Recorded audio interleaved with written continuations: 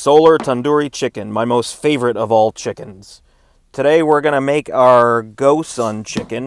We're just going to smash up some garlic and ginger. It seems like every one of my recipes starts with smashing garlic. Anyway, just chop that up.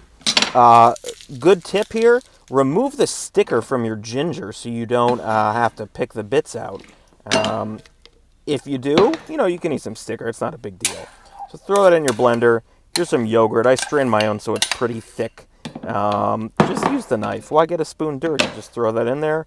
This is achiote. Used a lot to actually color low-grade cheddar cheeses. Cheddar cheese usually comes out white, but that will give it a nice red color. Add in your tandoori powder. Actually, a lot of Indian restaurants, unfortunately, use red food coloring, which I guess is cheap and easy, but, that's just kind of a shortcut, and I don't really like it. Use a real food ingredient.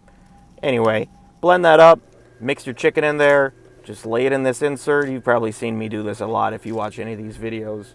Slide it in your insert, half an hour, bam, tandoori chicken.